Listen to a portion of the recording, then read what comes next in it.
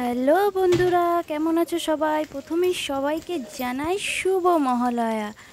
আর এই মহালয়ের দিন আমরা সকাল সকাল মা আর আমি মিলে চলে গেছিলাম গঙ্গা স্নানে।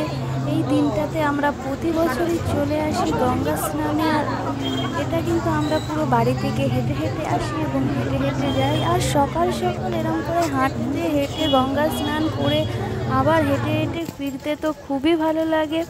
তো আমরা স্নান টান করে উঠে গঙ্গার পাশে একটি শিব মন্দির ছিল, সেখানেই শিবের মাথায় জল ঠল ঢেলে নিয়ে আবার হাঁটতে হাঁটতে মায়ের সাথে চললাম বাড়ির দিকে।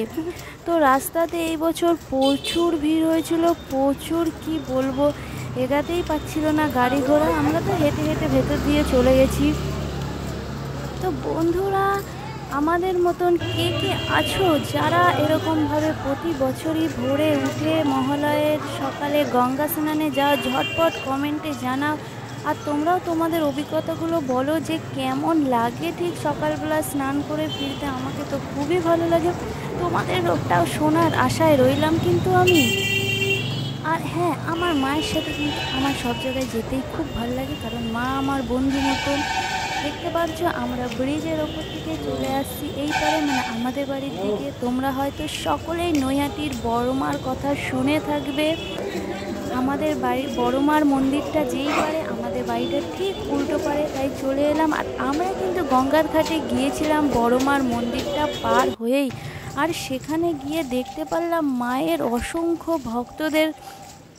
মন্দির খোলার আগে সেখানে প্রচুর প্রচুর ভিড় জমেছে পুজো দিতে, সেটাই দেখে এলাম। তো নেক্সট ভিডিওতে অবশ্যই আমি সেটা শেয়ার করব। আর তোমরা চলে এসো বড়মার মন্দিরে পুজো দেওয়ার জন্য, কারণ মা খুব জাগ্রত।